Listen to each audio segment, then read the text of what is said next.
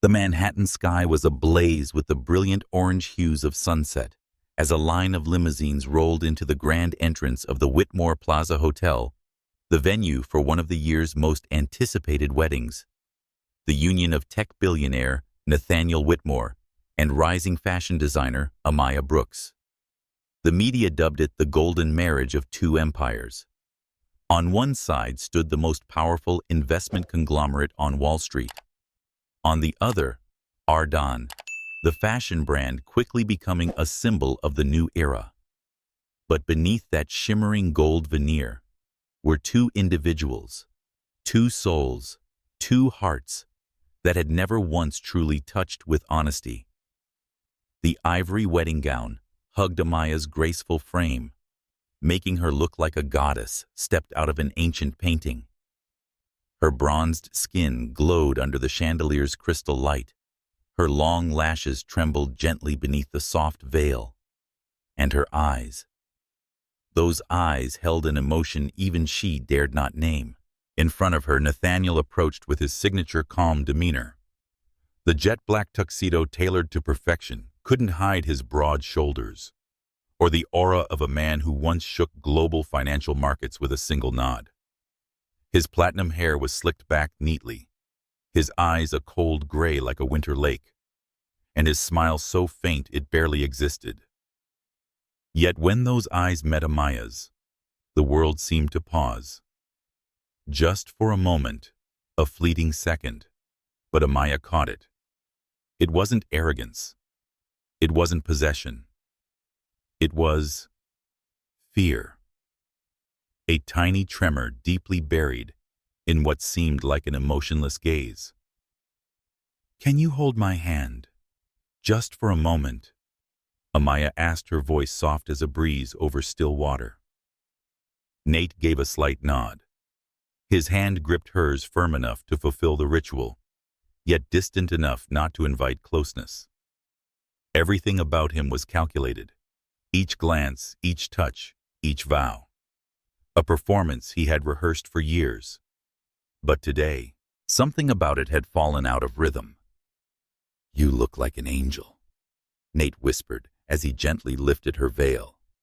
Amaya smiled.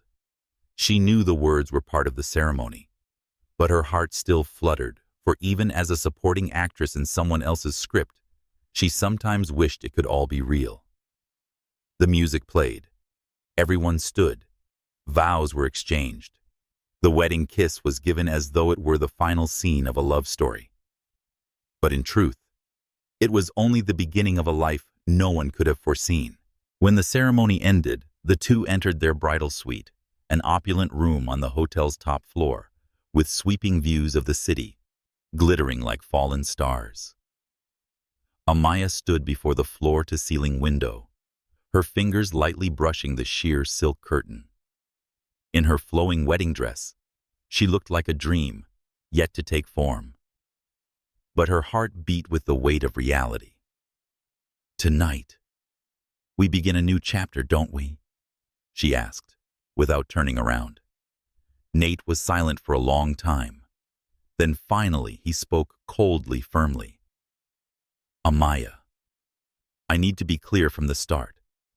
We will live as strangers under the same roof. You'll have your life. I'll have my world. No one invades the other's space." She turned around, her eyes no longer moist like before. Only silence remained, and a faint smile with no taste. Why Nate turned away? "Because if I cross that line, I fear I'll hurt you, the way my father destroyed my mother. And I'm not sure I'm any different from him." The air in the room dropped a degree. Dew began to gather on the glass. "So we got married, to become two legal strangers?" Amaya asked. Nate didn't answer. He walked toward the sofa, loosened his tie and sat down, as though the entire evening had been a long, exhausting meeting. Amaya stood there a moment longer. Then she turned and opened the door to the adjoining suite, the one prepared for Mrs. Whitmore. From the doorway she paused, not looking at him. "You can keep my name," she said, voice steady. But if one day you want to keep my heart, then you'll have to prove you deserve it." The sound of the door closing was soft, but it rang like a wake-up call to Nate. He sat there for a long time, his fists clenched. The faint echo of a wedding ring tapping against a champagne glass still lingered in his ears from hours earlier. And in that moment, as the city lights flickered across the glass pane, he realized he had just let slip away the one thing on earth that could make his heart race. If you felt the silence between them, leave a in the comments. Do you believe love can bloom from a cold marriage? Share your thoughts below. And don't forget to like, subscribe, and turn on the notification bell to follow the journey of love and healing between Amaya and Nathaniel in the following chapters of this story. Sometimes the greatest love begins with rejection. Amaya opened her eyes the next morning with the feeling that she had just awakened from a strange dream, a dream wrapped in the shape of a wedding dress, golden candlelight, and a smile that cut like ice. The bedsheets beneath her still carried the scent of fresh fabric, but everything felt unfamiliar, as if she didn't truly belong here. Everything around her was flawless to the smallest detail, from the ivory bouquet of fresh flowers on the table to the cloud-soft carpet underfoot. But inside her, there was only emptiness. Amaya didn't cry. Tears were something she had learned to control long ago. When her father passed away, when her mother had to set aside her dreams because she couldn't afford the rent for her first boutique, and when early sponsors looked at her with a mix of pity and doubt, she hadn't cried. And last night, when the man who placed a wedding ring on her finger coldly rejected her right to be his wife, she hadn't cried either. Instead, she rose, walked calmly to the dressing room, and began choosing an outfit. A deep wine-red silk dress, simple yet striking. Matte black heels with dagger-thin stiletto tips. Not to seduce, not to draw attention, but to make a statement. She was not a flower to be plucked and forgotten in a shadowed corner. She was a woman, with a name, with dreams, and with a sense of self-worth that no marital contract could suppress. As she descended the main staircase of the Whitmore estate, the morning light poured across the glass panes like slices of time. The staff bowed their heads to her with a look that mingled respect and uncertainty. Perhaps they'd been instructed to treat her like the mistress of the house, but no one knew what that meant, not even her. The breakfast room was quiet. Only one man sat at the far end of the long table, reading the Wall Street Journal, as if today were just another ordinary Monday morning. Nathaniel Whitmore, the man who had ruined his wedding night with a single chilling rejection. Amaya didn't sit across from him. She walked to the middle of the table, pulled out a chair, and sat level with him, far enough not to touch, close enough to meet him head-on. Nate looked up. A few seconds of silence passed like the stillness before music begins. "Good morning," he said, voice low and courteous. Nothing more. "We need to talk," Amaya replied, pouring herself a cup of tea. Nate folded his newspaper and set it aside. His face remained composed as always, but Amaya noticed his fingers tapping lightly on the table, a subconscious habit when he was tense. "I've already said everything that needs to be said," he spoke slowly. "No," she replied, looking him straight in the eye. "You've said everything you wanted me to believe. Now it's my turn." Nate stayed quiet. In his eyes was a flicker of caution, not fear of her, but fear of himself, of what might unravel if he genuinely listened to what he had tried so hard to bury. "You said you wouldn't love me, that I'd live in the East Wing, and you in the West, like two ghosts wandering the same castle," Amaya began. Her voice wasn't loud, but each word sliced through the icy space between them. "Is that the life you want for me, Nathaniel? To be an ornament for your family and your investors?" Nate's hands clenched. "I never thought of you as a thing." "Really? Then explain to me She continued, tilting her head slightly. Why did you place me in a marriage with no touch, love, or sharing? A golden cage that looks like heaven from the outside. Her question hung in the vast room. Even the sunlight seemed to pause, waiting for an answer. I'm afraid, he confessed, barely above a whisper. Afraid of me, afraid of myself. That answer made Amaya's heart tremble for a moment. But then she exhaled softly. I am not your mother, Nathaniel, and you are not your father. Unless you choose to become him.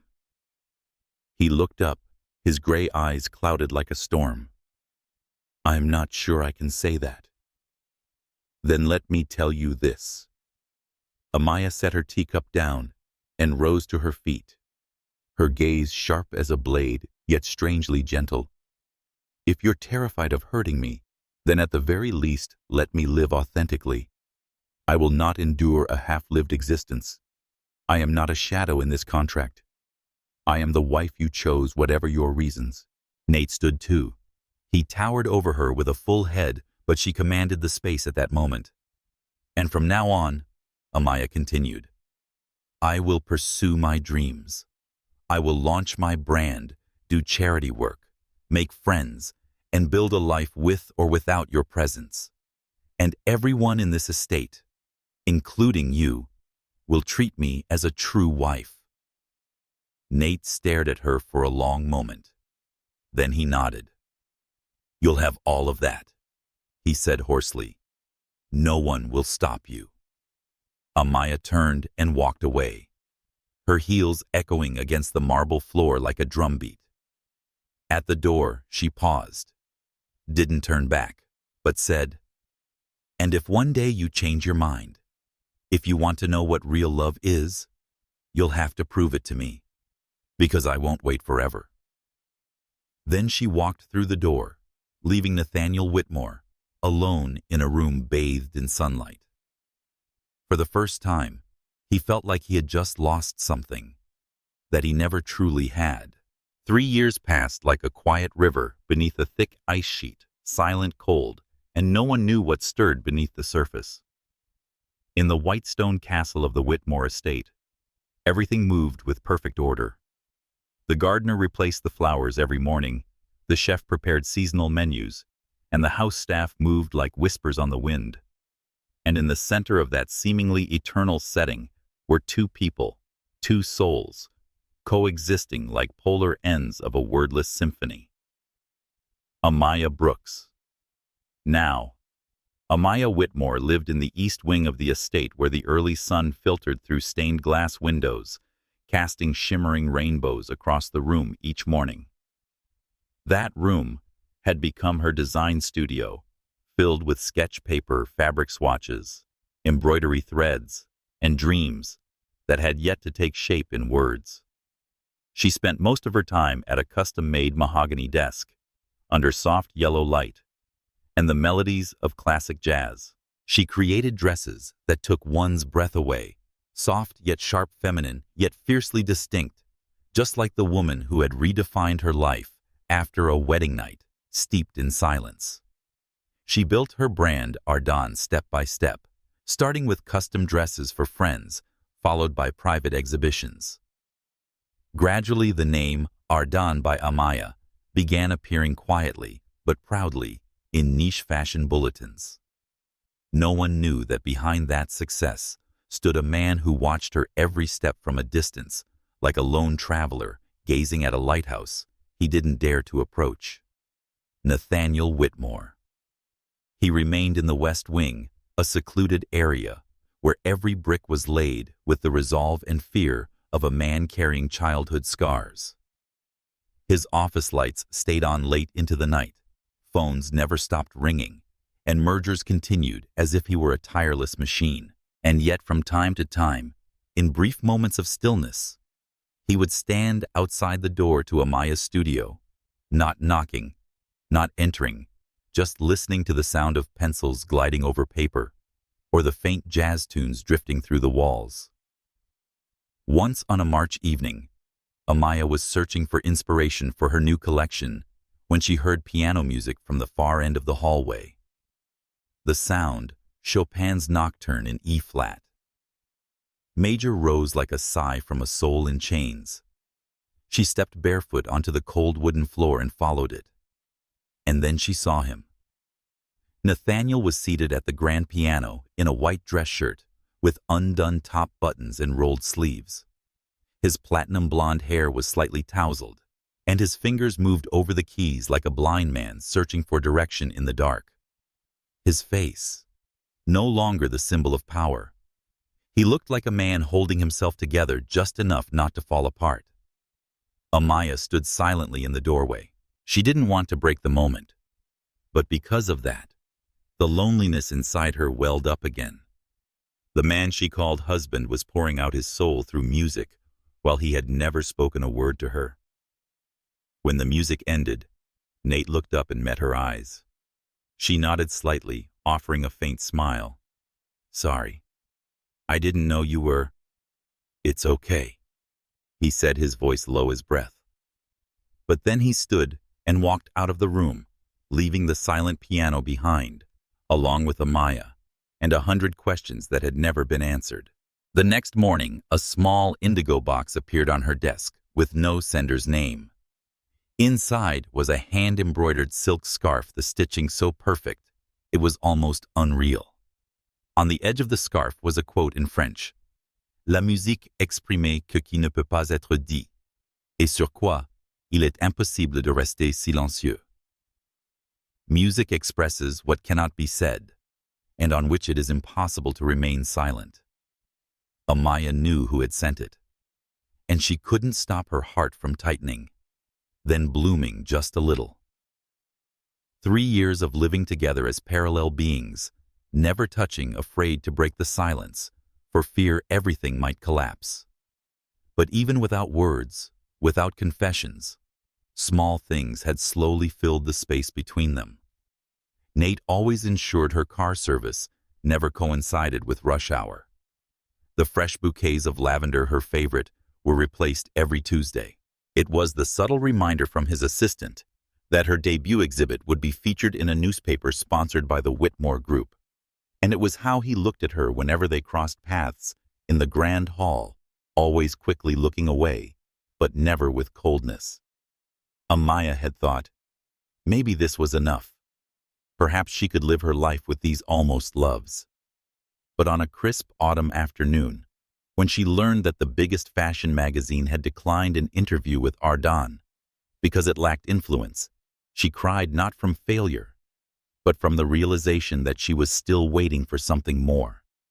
A hug, an apology, a kiss not born of obligation. Just once, for Nathaniel Whitmore to say her name, not out of duty, but because he truly needed her. But 3 years had passed. He still said nothing. She was still alone, and that white stone castle, no matter how beautiful, remained a fog-covered prison where 2 people lived as strangers wearing crowns, but had never truly been husband and wife. Night fell slowly over the Whitmore estate, like a silent performance. The November sky was veiled in a thin layer of clouds, and the moonlight slipped through the branches of ancient elms, casting shadows across the granite corridors, cold as morning frost. Amaya woke near midnight. She didn't know why, only that her heart was slightly offbeat, as if something had quietly brushed against her soul from a place without a name. The room remained dim and soft, lit only by the bedside lamp, its glow barely enough to reach the window, where gusts of wind slipped through the curtain seams, rippling the fabric like waves in a dream. She wrapped herself in a thin silk robe and stepped barefoot into the hallway. A melody floated through the silence, hazy like a dream. At first, she thought she was sleepwalking, but the music grew clearer with each step, each piano note touching her like droplets on the surface of a still lake, stirring memories. And something unspoken. It was Chopin's Nocturne in C-sharp. Minor, dreamlike, aching yearning, and sorrowful. She followed the sound almost as if hypnotized down the dark and empty hallway that connected the east and west wings. No servants, no lights. Only music guides the way. The music room sat at the far end of the south wing, a rarely visited elegant space, where the white grand piano stood like a statue, sculpted from longing. The door was slightly ajar, and through that narrow opening, she saw him. Nathaniel Whitmore. In the amber glow of a vintage lamp, he sat quietly at the piano, his silhouette long and cast across the wooden floor. His white shirt was unbuttoned at the collar sleeves, rolled to the elbows. Platinum blonde hair, tousled as if he had run his hands through it too many times. His face, the same one she had once thought incapable of emotion, now bore the look of a man stripped bare before himself. Every note he played seemed drawn from somewhere deep inside, not crafted for beauty, but for release. At times, his fingers paused, trembled, then continued, as if this man was speaking to the world in the only language he trusted not to betray him: music. Amaya didn't dare step inside. She remained in the doorway, like a passerby witnessing the unraveling of a stranger. But perhaps she had never seen him more clearly than at that moment.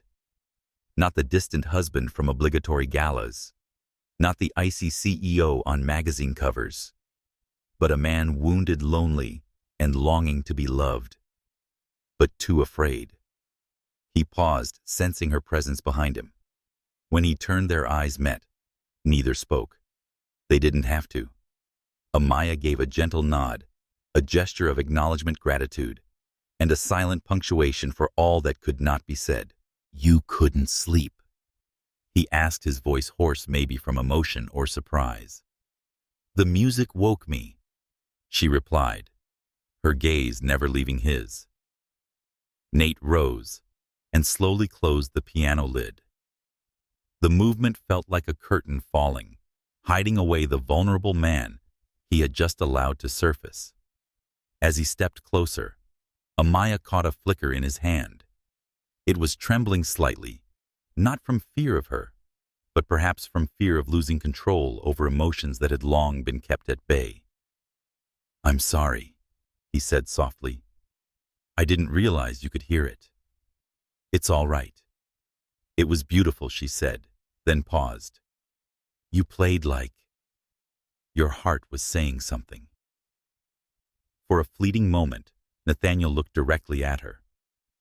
In those storm-colored eyes, something stirred, but just as quickly, it was locked away behind the familiar walls he always carried. "Not everything should be said out loud," he whispered. "Not everything should be kept hidden," she replied. And they stood face to face for the first time, not as names in a contract, but as two human beings. Silence fell again. Amaya nodded, ready to turn away when he said Amaya. His voice wasn't loud, but it made her stop instantly. "Have you ever felt lonely?"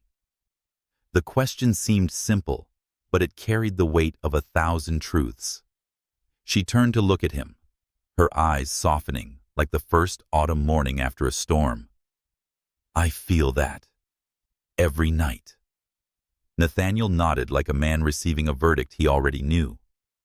Then, without waiting for her to say more, he turned away and walked toward another door, disappearing like the last breeze of the season, leaving behind a quiet music room and a silenced piano. Amaya returned to her room, her heartbeat uneven. She sat at her desk, pulled out paper and pencil, but couldn't draw. Her hand trembled not from fear, but from something worse, hope. "I hope that Nathaniel will no longer need a piano to speak. Hope that one day he would come to her, with honest words, unguarded eyes, and a heart brave enough to open after years of being frozen." But then she remembered his face, how he trembled when he asked about loneliness, and closed the piano, as if shutting down a tidal wave inside. And she knew he wasn't ready yet. Perhaps it was still too early to hope. Or perhaps it was already too late. The ticking of the antique clock in the grand foyer echoed like a merciless reminder that time had passed, steadily, without waiting, without turning back. Amaya stood at the second-floor balcony, looking down into the great hall, as if watching a play she'd seen too many times. The servants moved like silent marionettes. Dinner was being set, and the golden light spilled across stone walls like a slow-burning fire in a forgotten castle. In her hand was a thick brown envelope carefully sealed. The corner was wrinkled from her tight grip. 3 years. 1,000 quiet days. 1,000 lonely nights in a room so large it echoed with emptiness. And now all that remained was this sheet of paper. She didn't want it to be the ending, but she couldn't let it become permanent either. When the clock struck midnight, she descended the marble staircase gracefully, but with purpose. Her ivory-colored dress clung to her body like the last gentle armor she had left. The door to Nathaniel's office was slightly ajar, and the soft glow of a desk lamp bled through the frosted glass like a distant halo. She knocked once, then slowly pushed the door open. He was standing in front of the large window, his tall frame weighed down with exhaustion. His tuxedo was still intact from the earlier evening gala, though the tie hung loose and his sleeves were slightly wrinkled. Amaya had never seen Nathaniel Whitmore look so tired. When he turned around, their eyes met. His gaze resembled a lake after a wind unsteady, but still trying to look calm. "You're not asleep?" he asked, his voice raspier than usual, like he'd just swallowed a heartache. "No," she said, stepping inside and placing the envelope on the mahogany desk. "There's something I need to say." He looked at the envelope like it was a live explosive. His face showed no expression, but the way his hands laced together betrayed him. 3 years ago, Amaya began. We signed a contract, a marriage to save 2 empires. I agreed. Out of gratitude to my mother, I protect Ardon. But more than that, because I believed that I might still find something like happiness, even without love at the start. Nathaniel didn't interrupt. He didn't dare. "I tried," she continued. "I was patient. I held on to hope. But some things, even if I gave my entire heart, won't bloom." "Amaya," he said softly, calling her name for the first time in months. She looked up, eyes glistening but not weak. "Don't. Tonight I want to say everything." She placed a hand on the envelope. "This is a divorce agreement. I've signed it. All it needs is your signature and we'll be free." Nathaniel went still. The room felt vacuumed of air. All sound vanished. "You call that freedom?" he asked, not in anger, but with a quiet ache. "Then what do you call 3 years of living like shadows?" Amaya replied, her gaze sharp like cracked glass. "We're not husband and wife. We're 2 contracts living under one roof. I can't live like that anymore. I want to live honestly, love truly, and be loved like a woman who deserves it." A flicker of pain crossed Nathaniel's eyes. He stepped forward, then stopped as if battling something unspeakable. "You think I don't love you?" he asked, his voice breaking like glass inside his chest. Amaya let out a laugh, but it wasn't joyful. "You never gave me the chance to think. You only left me to guess. Guess through your glances, the distance, the midnight piano pieces. You love me, Nathaniel. Then why have I slept alone for 1,000 nights?" Nathaniel lifted a hand to his face, partly covering it, perhaps ashamed of himself. "Because I was afraid," he whispered. "Afraid that if I touched you, I'd ruin you, like my father did to my mother. You are not your father, but I'm his son. I carry his blood, Amaya. I saw how he loved controlling, destructive, burning everything good to the ground. I never want to become him. Not ever." Amaya shook her head slowly, her voice soft as wind, but strong as steel. "Not touching me doesn't make you better. It only makes you a ghost.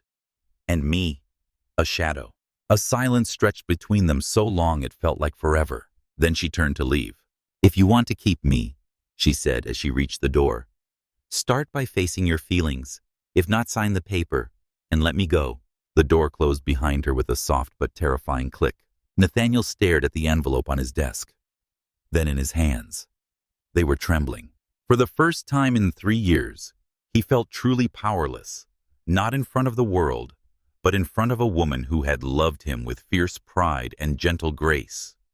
A woman he had pushed away, haunted by a fear shaped like the very man he swore never to become.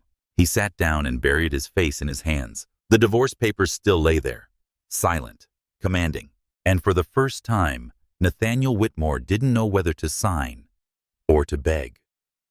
Night fell swiftly over the city like a velvet blanket drawn tight across the sky. Gray clouds hovered like unresolved thoughts, and the first winter winds whispered through the slightly ajar windows of the Whitmore estate, carrying the delicate sound of loneliness. Amaya sat by the old wooden trunk in her private room, her fingers tracing an unfinished dress. The needlework suddenly seemed meaningless, the sketches blurred. Tonight her body ached, as if it carried the full weight of 3 years of silent endurance in every breath. She had made her decision. The divorce papers had been hand-delivered. A plane ticket west had already been booked. She would leave this city, these cold stone walls, and the man she had once hoped would love her, the way a woman deserves to be loved. Yet her hands still trembled when she zipped up the suitcase, and her eyes still turned toward the door every time the wind brushed past. The answer came just before midnight with a knock. Not urgent, not frantic, just a quiet knock-knock, filled with waiting. Amaya opened the door, and there stood Nathaniel.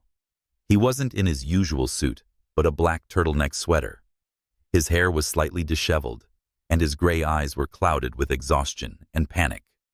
Amaya saw this man without the shadow of power behind him for the first time in 3 years.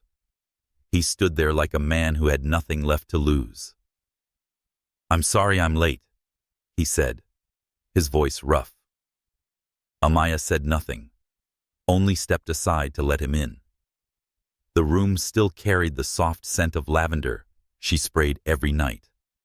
The desk lamp cast a gentle glow over the open suitcase, a small, quiet space, and just close enough that neither could stay distant anymore. Nathaniel stepped closer gently, as if afraid to break something fragile hanging in the air. "I was going to sign it," he said, eyes on the wooden floor. I picked up the pen, but my hand wouldn't move. Amaya gripped the edge of the desk, her gaze calm. "That's your choice." "No." He looked up. "It was my mistake, like every mistake I've made these past 3 years."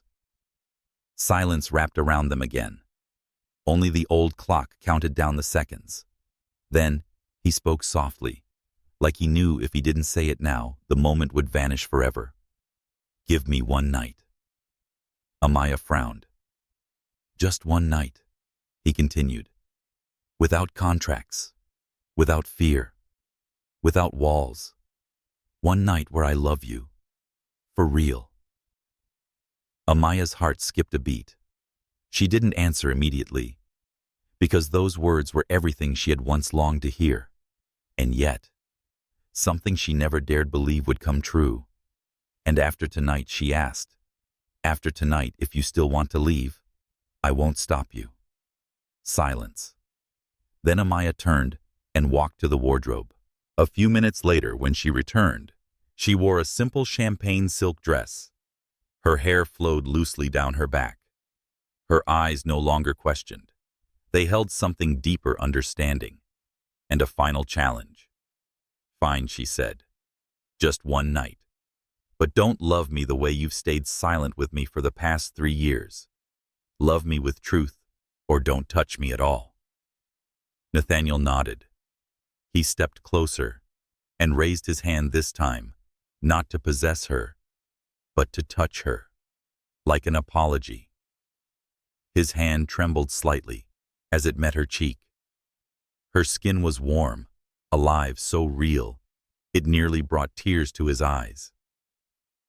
"You're so beautiful," he whispered.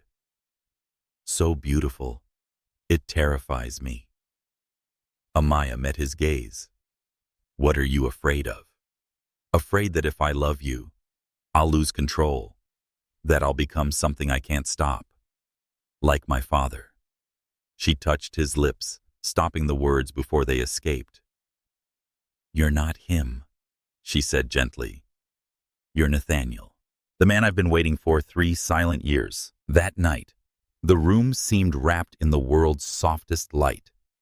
There were no rushed breaths, No desperate hunger. Only two worn souls fumbling to reach each other, like blind people reaching for light. Nathaniel touched her like something sacred, a deep longing, a love song he once thought he'd never be able to sing. Every kiss was a confession. Every embrace is a forgiveness. He whispered her name like a thirsty man calling out to a spring. And Amaya, she didn't cry. But her heart melted like water, dissolving every grudge, every ache she had stored for so many years. They didn't speak words of love, because that night every heartbeat said it all. When morning light spilled through the curtains, Nathaniel was still there, one arm wrapped around Amaya, as if he let go. She might disappear. For the first time, they both slept within the same dream. And for the first time, Nathaniel Whitmore understood, to love isn't to keep someone locked in a golden cage. It's to free yourself from the cage of your past. That morning didn't begin like all the others. There were no clicking footsteps in the hallway, no sounds of doors locking from opposite wings, no longer two people living in parallel worlds.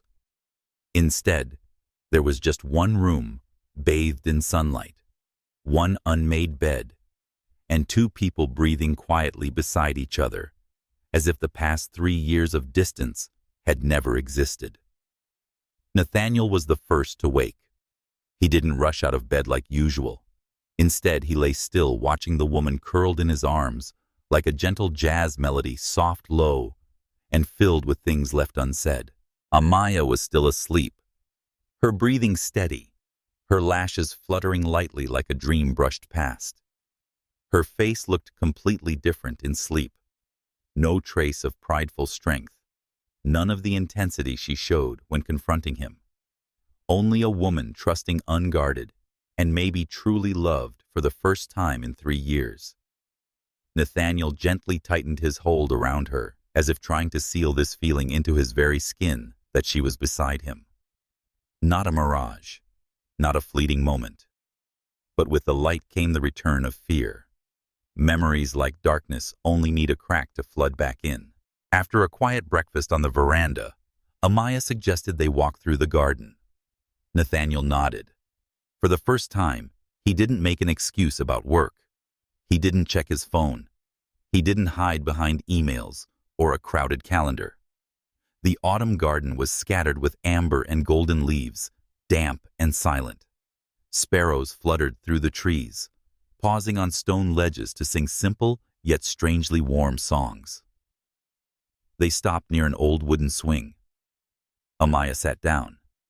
Nathaniel stood beside her, hands tucked into his coat pockets, his gaze lost in the distance where the trees had begun to shed their final leaves. "Where did you live before college?" she asked softly, like a natural opening to something more profound. Nathaniel was silent for a long time. "Charleston," he finally said. "A seaside estate. Beautiful. Old. My mother loved to paint there." Amaya nodded. "It sounds peaceful." "Yeah, peaceful." He let out a quiet laugh, but it wasn't joyful, at least when guests were around. She looked up at him. In his eyes, something was unfocused, like he was staring at an old house through the fog of memory. "How old were you?" she asked. 10, he replied. "That was the year my mother first fell into depression. The doctor said it was about losing control in her marriage. But I knew it was because of my father." Amaya didn't interrupt. She listened. He was the kind of man newspapers loved to call a successful husband. Nathaniel said, his voice lowering. Charming on the outside, polite in public. But when no one was watching, he became someone else. Cruel, manipulative, controlling. Every word he said made my mother shrink like a shadow. Amaya's throat tightened. Nathaniel had never spoken of his past before. She had even wondered if he had childhood memories. He carried himself like someone born fully grown. He never hit her, Nathaniel continued. But sometimes words cut deeper than fists. If she forgot to set out the right glasses for a dinner party, he'd make sure everyone knew she was incompetent, and she would go quiet. Eventually, she stopped speaking altogether, stopped painting.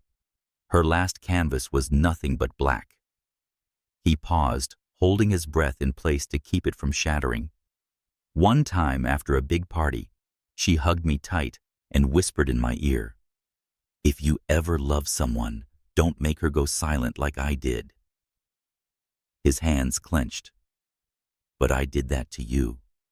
For 3 years. I made you silent." Amaya rose and stepped in front of him. Her hand reached his face, touching his cold skin like sunlight melting early snow. "I wasn't silent because you silenced me," she said, her voice warm but steady. "I was silent because I believed one day you would speak. And today, you finally did." Nathaniel's eyes were conflicted. He clutched her hand, his voice nearly breaking. "I was afraid that if I loved you, you'd become like my mother, small lost erased. But you're so strong. Every time you looked at me, I felt stripped bare." "No," Amaya whispered, placing her palm on his chest where his heart raced beneath. "You're not being stripped. You're finally returning. Returning to where you've always belonged." They stood there in the autumn-stained garden, like the last two people in the world. No more ghosts of the past. No more the name him, cast like a shadow on the wall. Only Nathaniel, a man learning to peel away the armor, learning to accept that he could be hurt, that he could love and be loved in return. And Amaya, the woman who chose to love him, not for power, but because she saw in his eyes a 10-year-old boy who once held his mother tight and promised he'd never become the man who broke her. A promise finally kept. Some love is expressed in this world, through hundreds of texts, daily through endless gifts, roses, candles, and promises.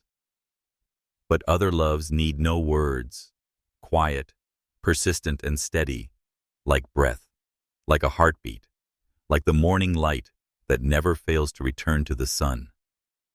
Amaya loved Nathaniel that way. She didn't love him with impulsive romance, but with a deep understanding of the things he never spoke. She saw in him not just a successful man, but a soul still wrestling with his past, fighting a fear so deeply rooted even he hadn't dared name it. She lived in that white stone house, like a hidden star behind thick clouds for 3 years. Each morning she stepped out with confidence in her eyes, her dress tailored to perfection, and a polite smile, just enough to convince the world she was fine.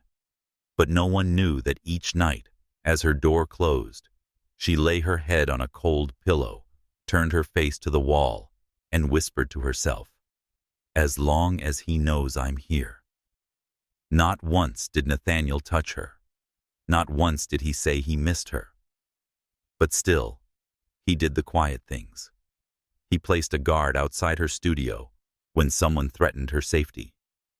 He arranged for Ardon to receive partial sponsorship for its debut runway show. He sent lavender bouquets on the exact day she once told him her mother had passed. And Amaya understood. He loved her, just in the way the wounded love too early deeply and silently. She had asked herself 100 times, "Am I foolish to keep waiting?" But every time he passed by, his pale gray eyes flickering past her like wind, she knew. Her heart had never stopped beating for him. Her love wasn't loud. It didn't seek recognition. It only needed a place to stand and to wait. One afternoon, after a walk through the old garden, Amaya sat by her window. Light streamed across her jet-black hair, like honey poured over a winter night. Nathaniel entered quietly, carrying a cup of hot tea, which he set on the table. He said nothing. He just took the chair across from her. The silence between them was no longer a gap. It had become its language, a space where both understood.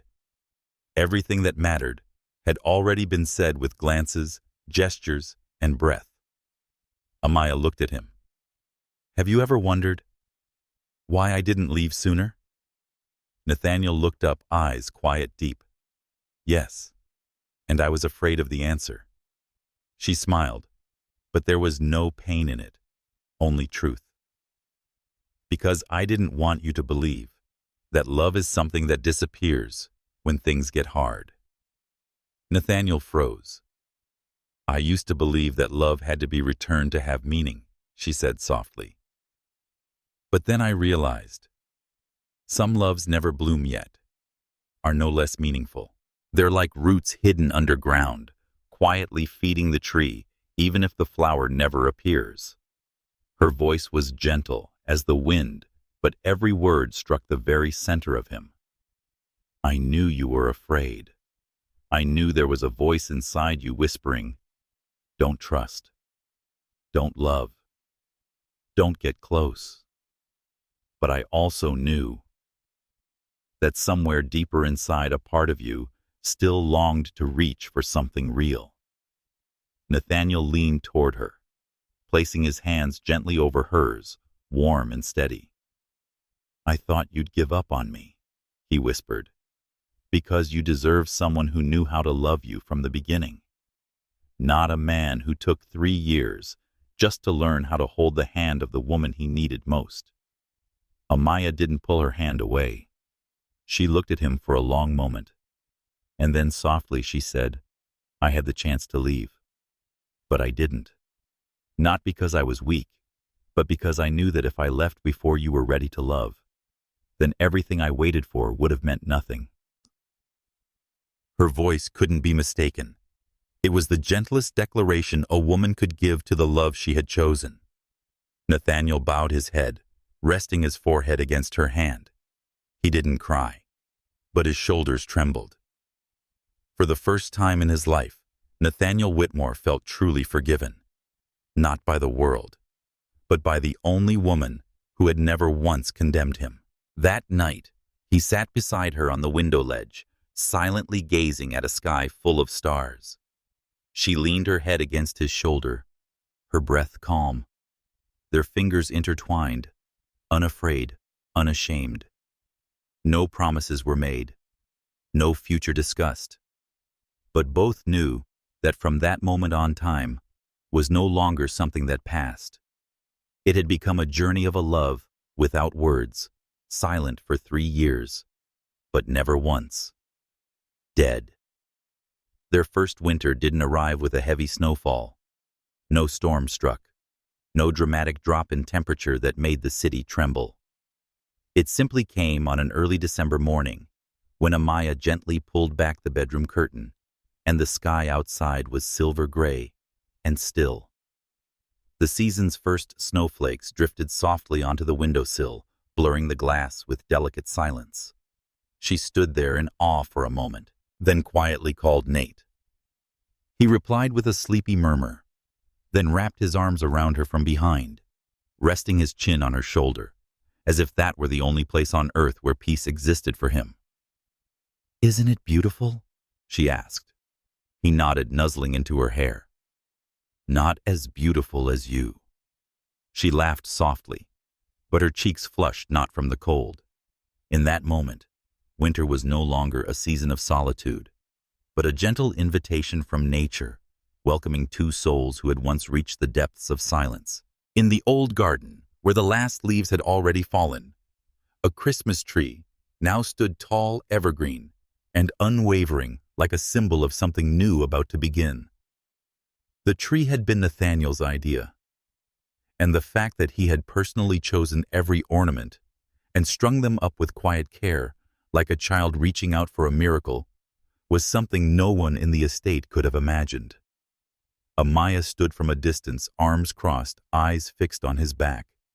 He didn't know she was watching, but every movement he made was focused, deliberate, filled with longing to make things right.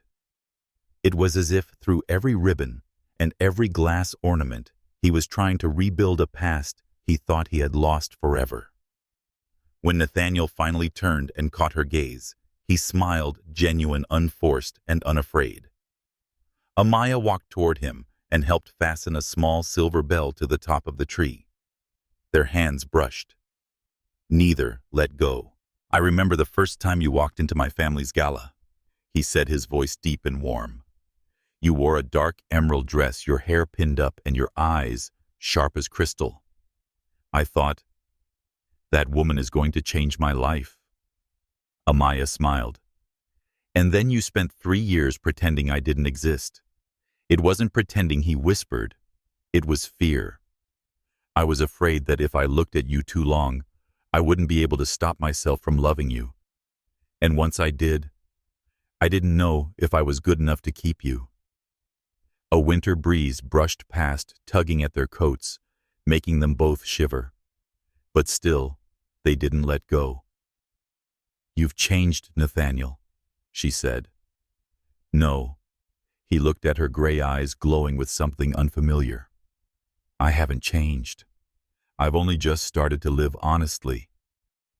Amaya squeezed his hand gently, confirming what they both already knew. The man standing before her wasn't the same Nathaniel from 3 years ago. He was no longer the shadow in a cold tuxedo, the soul frozen beneath the weight of power. He was a man learning to love with his whole heart, unhidden, undefended. That evening, Nathaniel led Amaya to the third-floor library, a room she had never entered.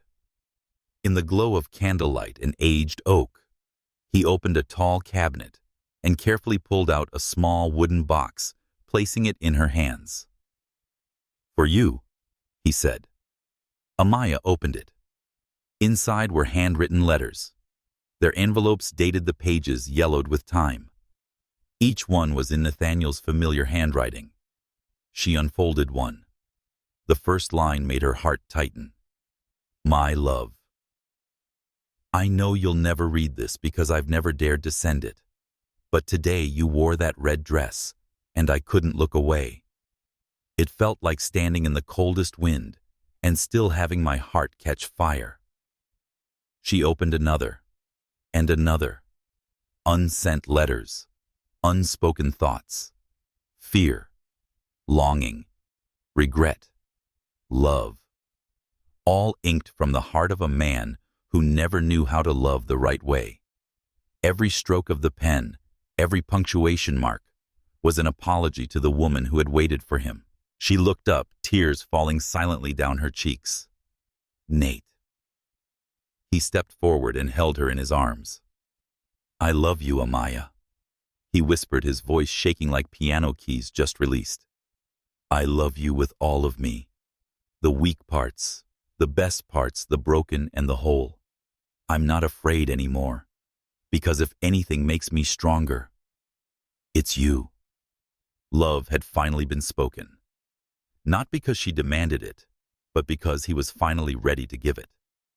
And on that first winter's night, they stood together in the old library, holding each other, like the last two children on earth, who had finally found their way home after a storm. Snow fell outside the window. Silent, beautiful, and sacred, like a love that had just been named. The city stepped into the final days of December with a biting chill in the air. But inside the Whitmore estate, the fireplace crackled warmly, and the glowing Christmas tree in the parlor cast a golden comfort over everything. Amaya sat in her studio, eyes focused on the mood board for her upcoming spring collection. Lace trims, warm desert tones, unfinished sketches, all slowly taking form. Every detail carried something new, something personal. Love. Love is no longer waiting to heal, but is already healing. A love beginning to bloom fragile as a petal, emerging after 3 winters of frost. She was scribbling a new idea when her phone buzzed softly. A message. From an unknown number. Just one line. "If you knew what happened at the Deloqua hotel, would you still love him?" Her heart stilled for a moment, too complex to name. No greeting, no signature, No detail. Just one name. Deloqua Hotel, and the chill it sent through her entire body. Deloqua Hotel, 4 years ago. She had once gone there for an independent fashion showcase, but was still just a young designer with no name. It was also when the finance world buzzed with rumors about a ruthless acquisition by Whitmore Group that had crushed a rising progressive fashion label founded by her dearest friend Mia. Maya had lost everything after that deal. She was forced to sell her creative child and retreat from the industry in bitter silence. And when Amaya asked, Maya had only offered a sad smile. Love couldn't save me from him, but it saved you. Amaya had never asked further. At the time, she didn't even know who Nathaniel Whitmore was. She wasn't his wife yet. That evening, Amaya stepped into the library where Nathaniel sat reading. His face lit up upon seeing her, until her distant gaze extinguished his smile. "Is something wrong?" he asked, gently, setting the book aside. Amaya took out her phone and showed him the message. Deloqua Hotel. "You know what this is, don't you?" Nathaniel looked at the screen. His eyes darkened. He reached to take the phone, but she held it back. "I don't need you to erase it," she said, her voice like a breeze sharp as a blade. "I need you to tell me the truth." Silence settled over the room like a vacuum.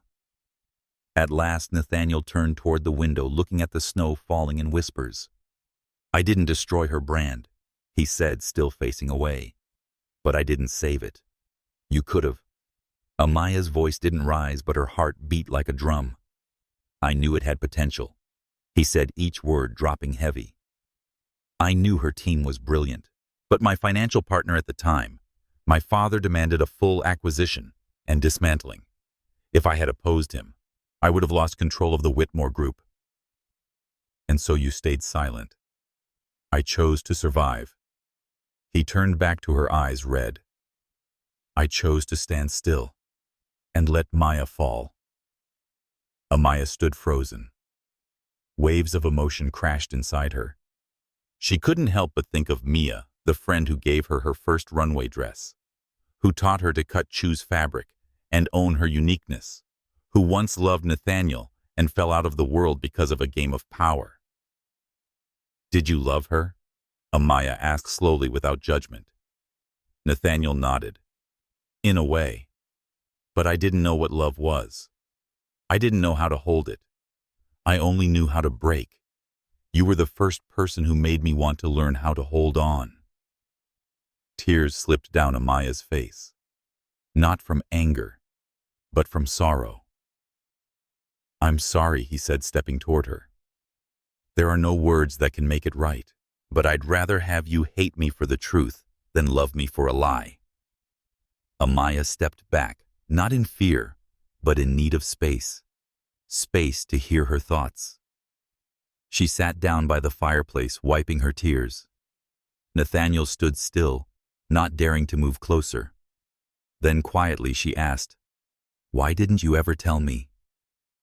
"Because I was afraid of losing you," he said. "Because you were too bright, too kind, too clean. I didn't want my darkest part to touch that light." She looked up at him, her eyes lit with a faint but unmistakable glow. People don't walk away because of your past. They walk away when you don't believe they're strong enough to know it. Once again, Amaya understood him better than he understood himself. That night, she didn't sleep beside him. She lay alone in her old room, eyes wide open, staring at the ceiling. In her ears were his confessions, the wind outside her window, and the beat of her own heart, not broken, but cracked. Love is not blind, and forgiveness isn't a single moment, it's a journey. A swim upstream toward honesty, even through frozen waters we once believed permanent. She didn't know what tomorrow would bring. She only knew that tonight, in a room scented with lavender, she was learning to face an imperfect love and quietly asking herself, was this love strong enough to survive the truth? That afternoon, New York City wrapped itself in its signature silver-gray coat of late December. The bare trees along Lexington Avenue stood like somber strokes in an ink painting, and the shops had already strung up their Christmas lights hastily, as if rushing towards something better on the horizon.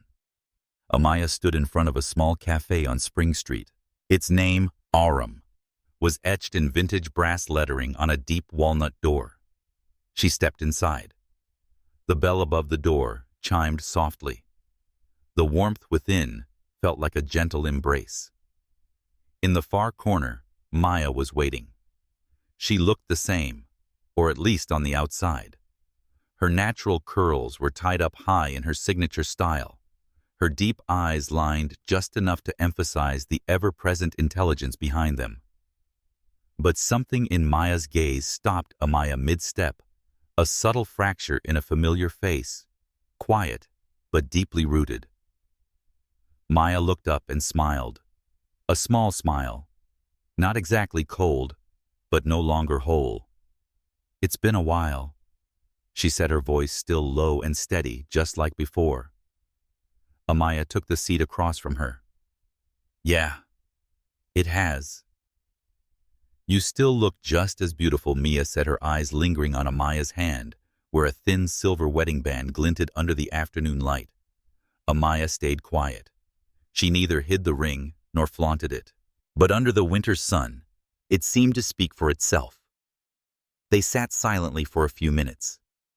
Neither touched their coffee. The air felt like a taut string ready to snap with the slightest pull. "You're still with him?" Maya asked, not accusatory, but unmistakably direct. Amaya met her gaze. "I stayed. Because he's not the same anymore." Maya smiled again, but this time it was colder than the wind outside. "People can change," she said, "but consequences don't disappear." "He regrets it," Amaya said softly. "Maya, I know what happened at Deloqua. I know you lost everything. I also know you once loved him." Maya didn't react right away. She stirred her cappuccino in slow, precise circles. Then, after a pause, she replied, "No, Amaya, I didn't love him. I admired him. I trusted him. And I was wrong. But the deepest wound wasn't losing my brand or being forced out of the industry." She looked directly into Amaya's eyes. "It was realizing that you, the one I called sister, fell in love with the man who crushed my world." Amaya bit her lower lip. Her chest felt tight, like someone had wrapped their hand around her heart. "I didn't know then," she whispered. "When I agreed to marry him, all I could think about was saving my mother, saving the family brand. I didn't know he was the one who took me down." Maya finished quietly. "Yeah, I believe you. But now, you do know." Amaya nodded, her eyes locked on the untouched cup before her. "So, can you forgive me?" she asked. And it wasn't just a question for Mia. It was for herself. Maya stared at her for a long time, then finally said, "Forgiveness doesn't mean forgetting. It means accepting that the other person no longer has the power to hurt you." The words entered Amaya's mind like cool water opening a quiet space for honesty. Maya was no longer angry, but she didn't trust anyone anymore either. She didn't need an apology. She only needed Amaya to understand that silence is a form of betrayal in both love and friendship. Amaya took a deep breath. She didn't justify. She didn't plead. When standing before someone who has lost everything to the man you now love, every explanation becomes irrelevant. She only said, "I won't walk away from him, but I will never forget what you lost because of him. And I won't let that loss be for nothing." Maya nodded. She said nothing more, just lifted her coffee, took a sip, and set it down again. Their conversation ended in a silence of mutual understanding, like two trains that once shared the same track, now parting ways. but both knew, somewhere on the map of life, they had once run side by side. That evening, Amaya returned home as the snow fell more heavily. Nathaniel was standing on the porch, hands buried in the pockets of his long coat, eyes fixed on the gate. When he saw her, he moved toward her, quickly said nothing, and took her cold hand in his and pressed it to his chest. "You saw her," Amaya said. He nodded. "I figured you would." She looked at him deeply, steadily. "I don't know if I can forget tomorrow," she said. "But today, I know this: if I walk away now, everything disappears again. Not just for me, but for people like Mia, those who lost everything and need to see that something good can still be built from the wreckage." Nathaniel didn't speak. He bowed his head and kissed the back of her hand, a silent vow. And on that snowy night, they no longer spoke of the past. There were only two hearts padding together in the present, where truth was no longer a wall, but a bridge leading them towards something more profound than forgiveness, trust. That afternoon, New York wore its signature silver-gray coat of late-year melancholy. The bare trees along Lexington Avenue stood like brushstrokes in a winter painting, and the shop windows had begun stringing Christmas lights hurriedly, as if trying to shorten the distance to something better ahead. Amaya stood in front of a small cafe on Spring Street. The name Aurum was carved in antique brass lettering on the dark wooden door. She stepped inside. The wind chime above the entrance gave a gentle ring, and the space within felt warm and still, like the embrace of someone who once knew your silence. In the far corner, Maya sat waiting. She looked the same, or at least on the outside, her naturally curly hair pinned up with effortless flair, deep eyes accentuated by a modest sweep of mascara. But something in her gaze stopped Amaya cold, a fracture behind the familiar, subtle but deeply set. Maya looked up and smiled. A soft smile, not quite cold, but no longer whole. "Long time no see," she said. Her voice, still calm and husky, sounded like it hadn't changed. Amaya sat across from her. "Yeah, it's been a while." "You still look beautiful," Maya said, her eyes landing on Amaya's silver wedding ring, unconsciously twisted on her finger. Amaya said nothing. She didn't hide it, nor did she show it off, but the ring, catching the light from the window, seemed to whisper parts of the story by itself. They sat in silence for several minutes. Neither touched the fresh cups of coffee on the table. The air between them was a thread, thin, stretched, and on the verge of snapping. "You're still with him?" Maya asked, not accusingly but firmly. Amaya met her gaze. "I stayed. Because he's not who he used to be." Maya smiled again, but this time it was colder than the wind outside. "People can change," she said, "but consequences remain. He regrets it," Amaya said quietly. "Maya, I know what happened at Deloqua. I know you lost everything, and I know you once loved him." Maya didn't respond right away. She stirred her cappuccino in slow, even circles. Then, after a thoughtful pause, she said, "No, Amaya. I didn't love him. I admired him. I trusted him. And I was wrong. But the worst part wasn't losing my brand. It wasn't being pushed out of the industry." She looked at Amaya, calm but clear. "It was realizing that you, someone I saw as a sister, fell in love with the man who dismantled my entire world." Amaya bit her lower lip. Her chest felt like it was being held in a fist. "I didn't know back then," she whispered. "When I said yes to marrying him, I considered saving my mom and the family brand. I didn't know he was the one who took me down," Maya finished. "Yeah, I believe you.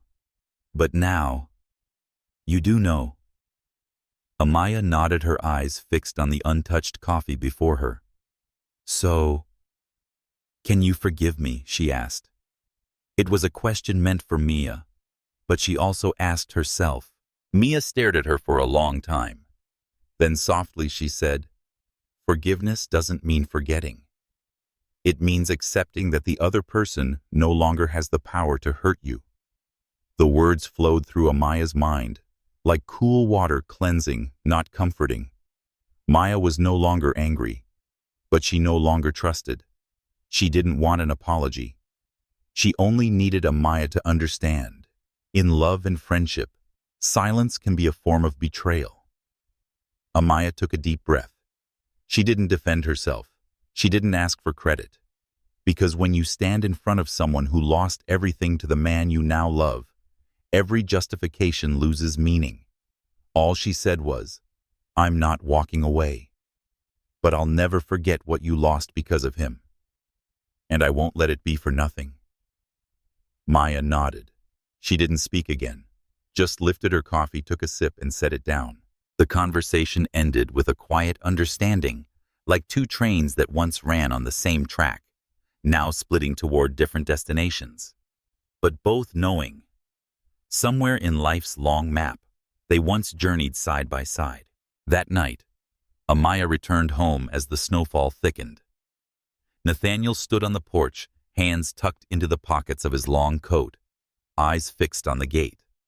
When he saw her, he moved quickly, said nothing, just took her cold hand and pressed it firmly to his chest. You saw her, Amaya said. He nodded. I figured you would. She looked at him deeply, intently. I don't know if I'll be able to forget by tomorrow, she said. But today I know this. If I walk away now, everything will be lost again. Not just for me, but for people like Maya, people who are already lost and need to see that something better can be rebuilt in the ruins. Nathaniel said nothing. He bowed his head and kissed the back of her hand, a silent vow. And in the snowy quiet of that night, they didn't speak of the past anymore. There were only two hearts padding side by side in the present, where truth was no longer a wall, but a bridge leading them toward the far shore of trust. That afternoon, New York wrapped itself in the silvery gray coat that only the end of the year could bring. The barren trees lining Lexington Avenue looked like strokes from a watercolor painting, melancholic and still, while shops hurried to hang their early Christmas lights, as if trying to shorten the distance to something better ahead. Amaya stood outside a small cafe on Spring Street. The name Aurum was etched in antique brass on the dark wooden door. She stepped inside. The wind chime above the entrance gave a soft ring. The warmth and hush inside felt like a tender embrace. In the farthest corner, Maya was already seated. She looked the same, or at least on the outside, her naturally curly hair pinned up with striking boldness, eyes deep and clear-lined, just enough to sharpen their intelligence. But something in Mia's gaze stopped Amaya short, a fracture in the familiar quiet, but carved deep. Maya looked up and offered a small smile, not exactly cold, but no longer whole. It's been a while, she said. Her voice, still low and warm, echoed old familiarity. Amaya sat across from her. Yeah, it has. You still look beautiful as always. Mia added, her eyes pausing on Amaya's hand. The hand was absent-mindedly turning a slim silver wedding band. Amaya said nothing. She didn't flaunt it. She didn't hide it. But the ring catching light through the window seemed to tell its version of the story. They sat in silence for several minutes. Neither touched the freshly served coffee. The tension felt like a thread thin, taut, one tug away from breaking.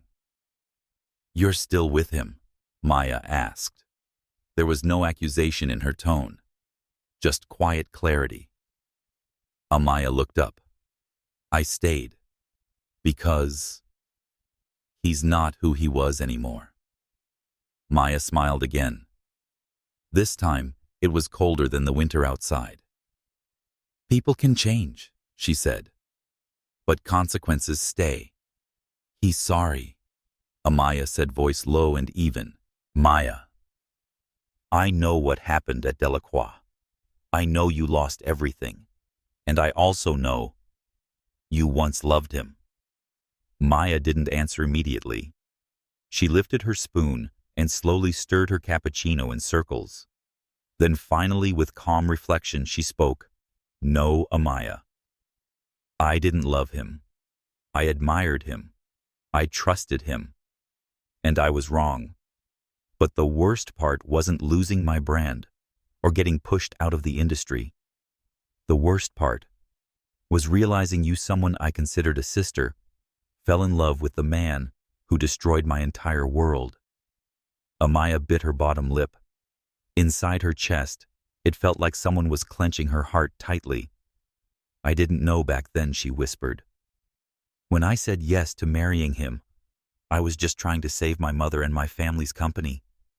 I didn't know he was the one who crushed me, Mia finished. Right.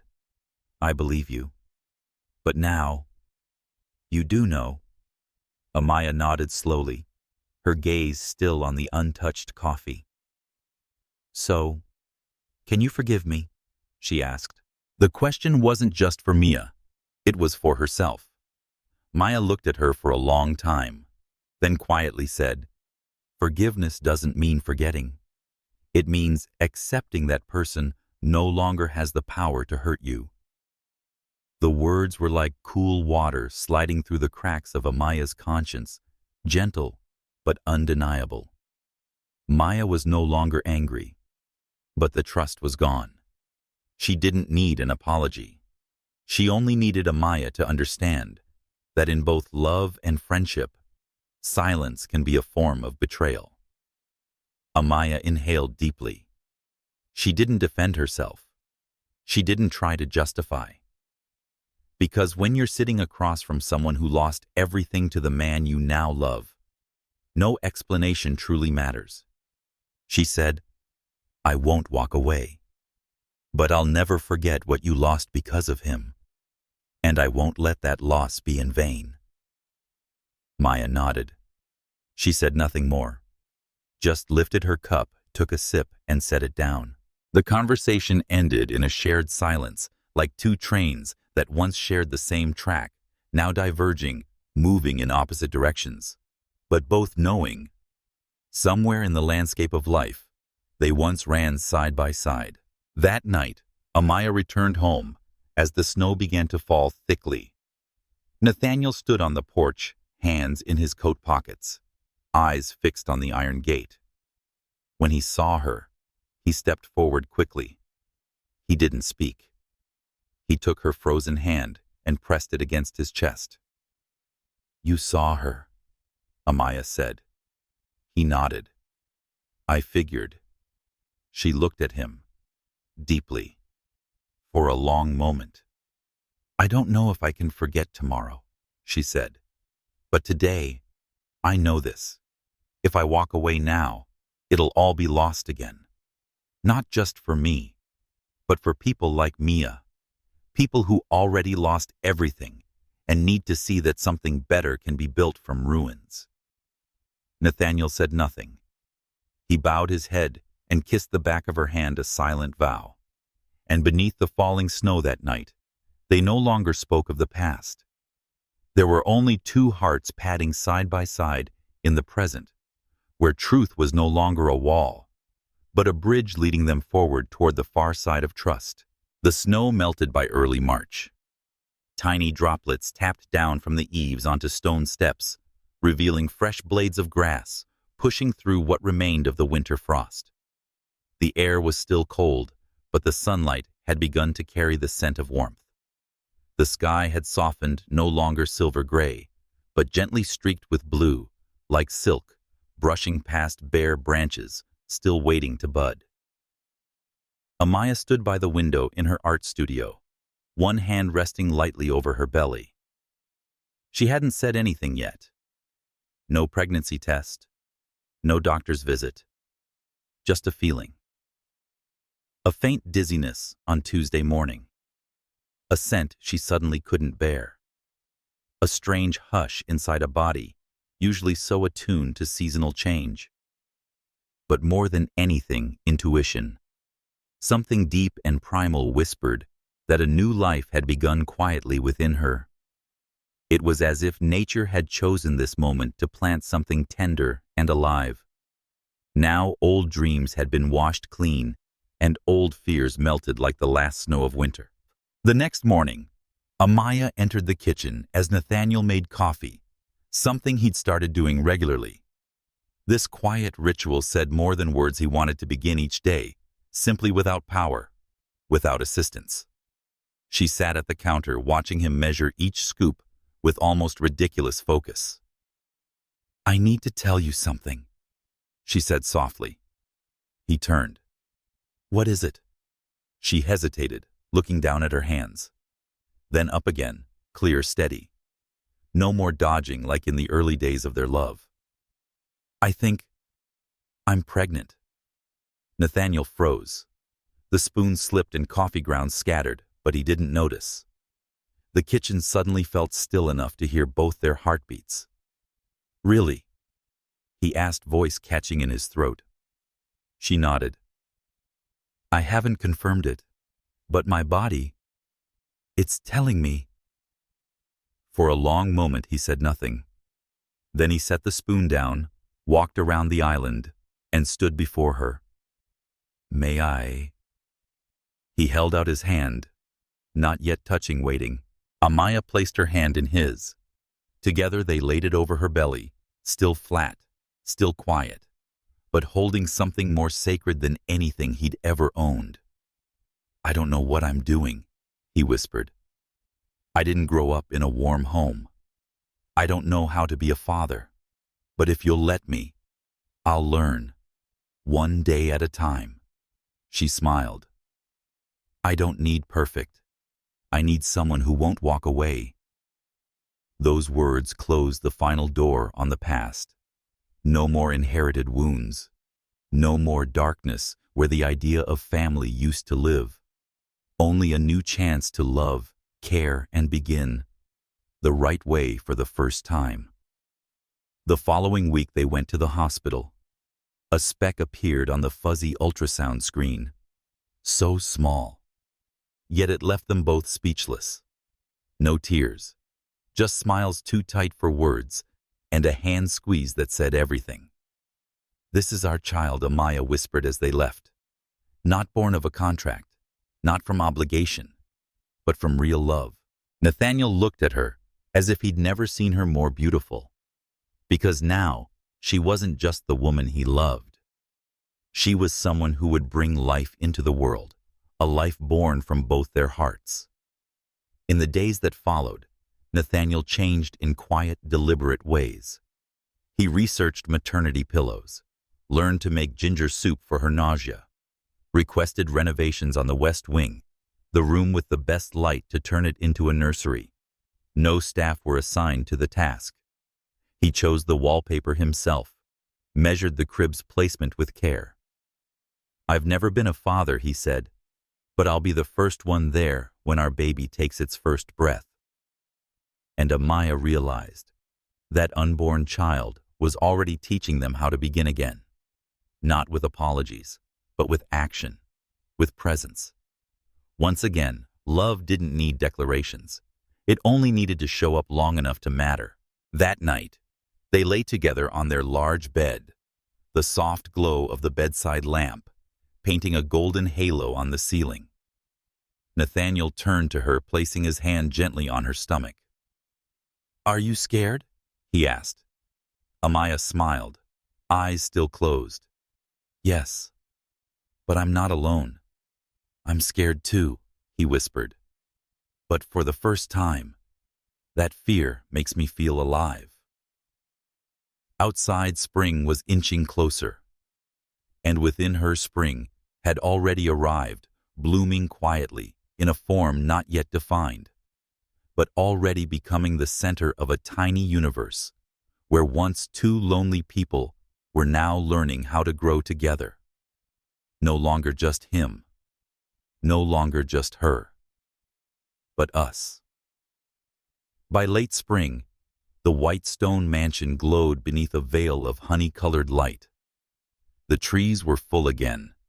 Birds chirped on the windowsills, and the scent of lilacs drifted through the air like quiet laughter.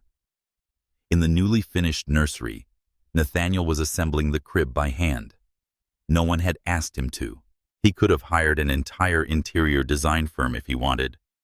But instead he spent 3 afternoons sanding the wooden slats, tightening each screw, and standing for hours adjusting the height just right beneath the window, where the morning sun would shine first every day. "Are you sure this crib won't collapse?" Amaya walked in one hand, resting gently on her belly now clearly rounded like a rising new moon. "I'll test it myself first," he replied, a goofy glint in his eye, rarely seen from a man once considered the cold symbol of Wall Street power. Amaya laughed and settled into the rocking chair nearby. "I used to imagine so many versions of my future," she said, her voice soft like a spring breeze. "But never once did I picture Nathaniel Whitmore hunched over a baby crib with hair that looks like a bird's nest." He feigned a grimace. "That name feels like someone else now." She tilted her head, eyes glimmering. "Then who are you now?" Nathaniel stepped forward and knelt before her for the second time in his life. "I'm Amaya's man, the father of her child, and the only man who knows now. Some things can't be priced, bargained, or conquered." Amaya didn't reply. She ran her fingers through his hair. Her hands, once tools of precision and design, now trembled slightly, but held more certainty than ever. She had closed the past. She had forgiven.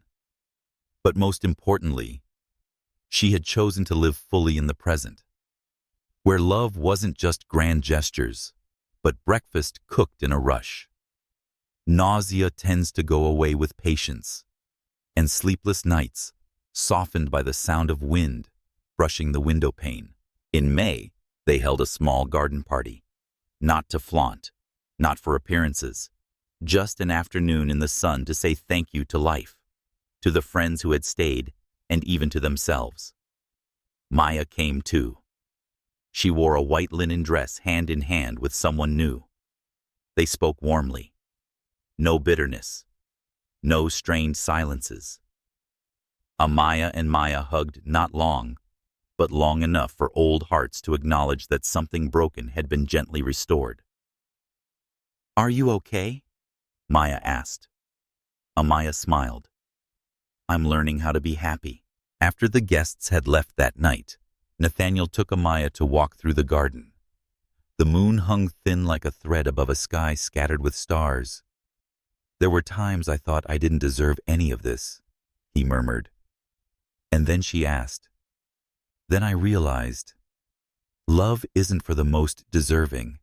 It's for the ones willing to keep choosing it day after day."